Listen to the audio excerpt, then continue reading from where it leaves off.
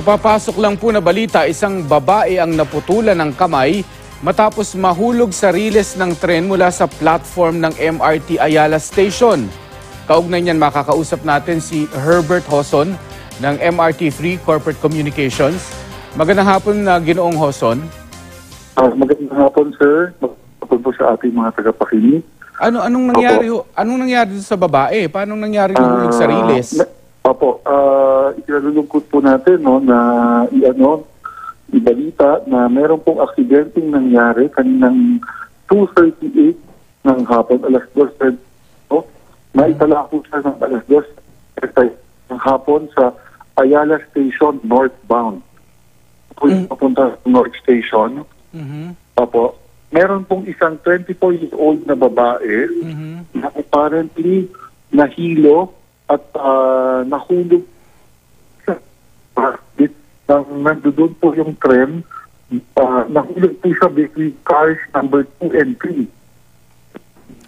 Sir, putol-putol. Pakiulit nyo mula dun sa nahilo, tapos?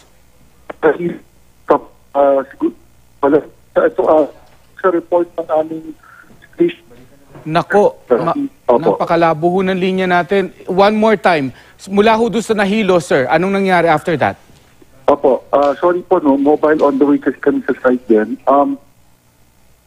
So, ating station supervisor, na meron pong babae na nahulog, in motion yung train, northbound sa platform, nahulog po yung train, cars 2 and 3, northbound. Opo. Nahulog dahil nahilo.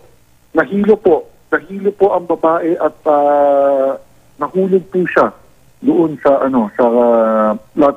sa platform. Okay, pero kamusta muna siya? Yung 34 years old? Opo, yung babae po ayon din po initial report station supervisor ay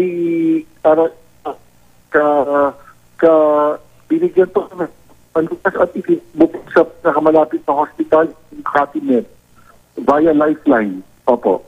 Pero kamusta po ang lagay niya ngayon?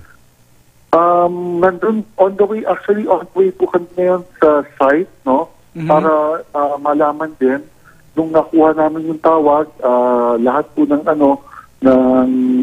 senior officer ni GM Rudy Garcia na available to go on site ay papunta na po doon. Oo, sir, balikan ko lang yung insidente. Nahulog siya sa riles. Paano? Nakapreno ang tren? Ang initial report po is in motion na po. In motion na po ang tren. Paalis ang tren o parating dun sa northbound station? Paalis po ang tren. Ano po? Yun po ang report po ng aming station supervisor is in motion yung tren, paalis po. Paalis. Opo. Tapos nasagasaan ng gulong ng tren yung kanyang kamay? Yun po ang isa namin inaalam kung ano po ang eksaktong nangyari at kaya try din po namin i-review yung mga CCTV para po malaman kung eksaktong nangyari doon po sa ating biktima.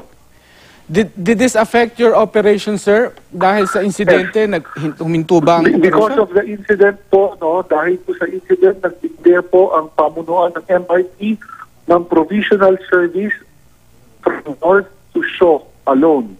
Nag-start po yan kaninang alas 3, ibalik naman po ang normal na operasyon alas 3:30 ng hapon.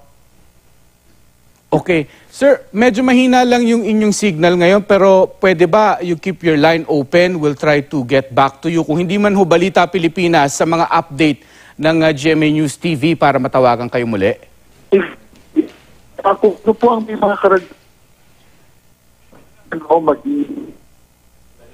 Wala. Talagang pangit na po ang linya. Maraming salamat sa inyong oras, Herbert Hoson ng MRT3 Corporate Communications. Okay.